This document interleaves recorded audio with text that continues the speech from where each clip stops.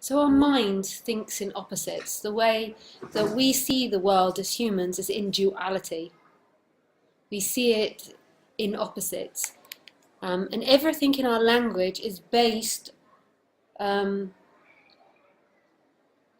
the knowing of something else.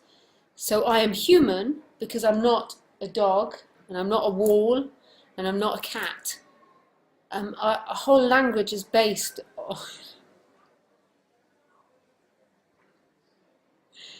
on comparison. So you know yourself in comparison to other. So you are you and I am me. I am not you and you are not me. This conversation is a disaster.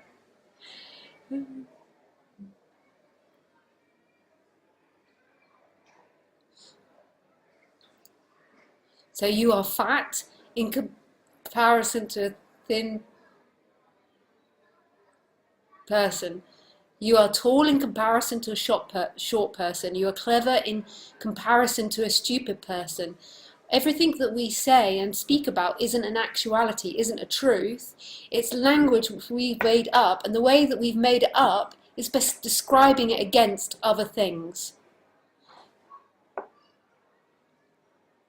And in a way, most things always have their opposite. Happy, sad, ugly, beauty, up, down, left, right, good, bad.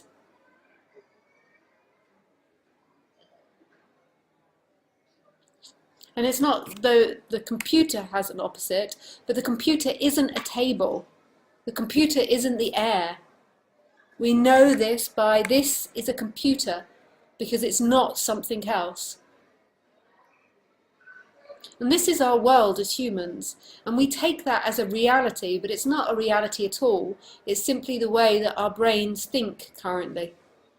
And we believe that we can find our sense of self in this world.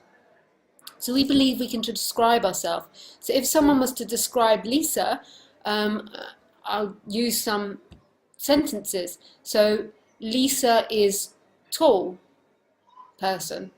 Lisa is a white person. Actually, she's pink, but the terminology is white in our society.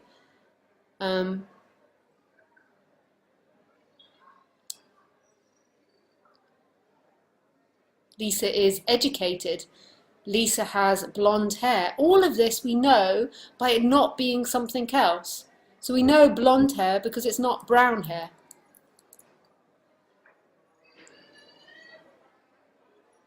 Lisa is slim. Lisa has... No, don't be dirty, Lisa. Okay. We're in restraint. Lisa has an incredibly good humour, sense of humour. So we know that by the fact that she doesn't have a bad sense of humour.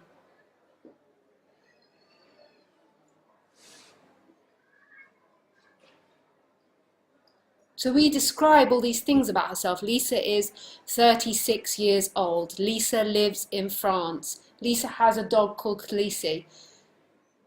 Lisa likes tomatoes. Lisa has a Mac computer. Lisa likes dogs.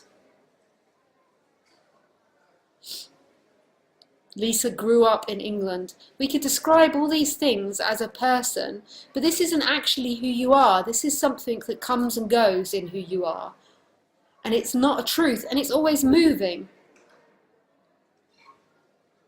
Everything we describe about ourselves is always changing. So when I lived in Holland and when I lived in Australia, I was no longer tall. I was short in those countries. It's always in movement. And if I was attacked by a wild dog pack, maybe I wouldn't like dogs so much anymore.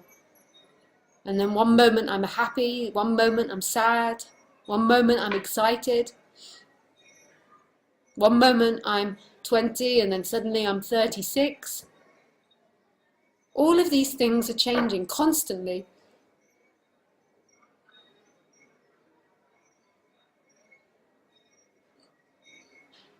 But our mind associates them to be an experiencer. So all of these things added together is an experiencer of life. That is Lisa, and she's in relationship to other people, and she has a life, and she's experiencing life. But actually, there is all of that is appearing and disappearing in something else, in something bigger, in something grander.